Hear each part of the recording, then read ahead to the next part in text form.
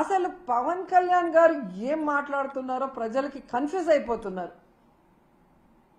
పిఠాపురానికి వెళ్ళాడు నిన్న. నేను క్షమాపణ చెప్పాను, మీరెందుకు చెప్పరు అని అడుగుతాడు. అప్పుడెప్పుడో అమ్మాయిల రేపులు జరిగినప్పుడు గమనించాను, బెత్తం దెబ్బలతో సరిచేద్దామంటాడు. ఇప్పుడు మనుషుల్ని చంపేసి క్షమాపణలతో సరిచేద్దామంటాడు.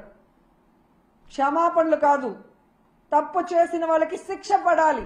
ఆ తప్పు రిపీట్ కాకుండా చూసుకోవాల్సిన బాధ్యత నీకుంది. ఎందుకంటే ఈరోజు ప్రభుత్వంలో నువ్వు ఉన్నావు, డిప్యూటీ సీఎంగా నువ్వు ఉన్నావు. ఉండి కూడా క్షమాపణలు బెత్తం దెబ్బలు అంటావు.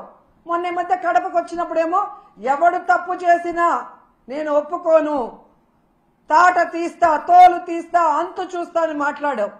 మరి తప్పు చేసిన వాళ్ళు ఈరోజు చైర్మన్, అడిషనల్ ఈవో, ఎస్పీ అని నువ్వే చెప్తున్నావు కదా.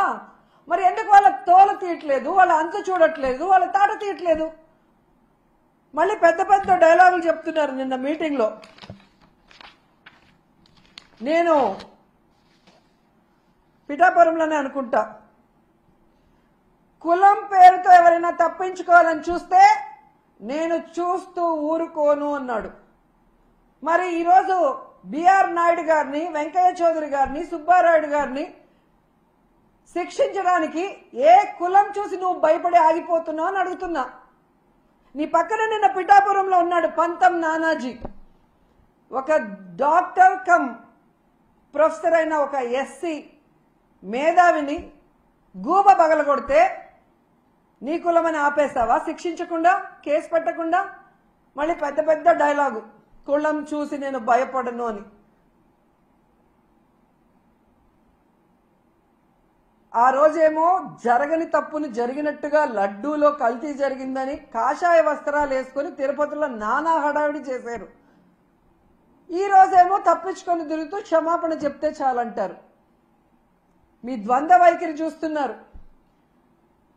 ఏదైతే తెలంగాణలో సంధ్యా థియేటర్లో తొక్కిసలాటలో ఒక్కరు చనిపోతే 14 మంది, సినిమా హీరోతో సహా థియేటర్ యాజమాన్యం వరకు 14 మంది మీద కేసులు, క్రిమినల్ కేసులు ఫైల్ చేశారో, ఈరోజు చంద్రబాబు నాయుడు అవసరం లేకపోయినా కుప్పంలో మీటింగ్ పెట్టుకొని అఫీషియల్స్ తిప్పుకొని ఇక్కడ 6 మంది ప్రాణాలు తీసి 60 మంది గాయాలకు కారణమైనందుకు ఆయనతో సహా టీటీడీ పాలకవర్గంతో సహా ఎస్పీతో సహా అందరి మీద క్రిమినల్ కేసులు నమోదు చేయాలని డిమాండ్ చేస్తున్నాం.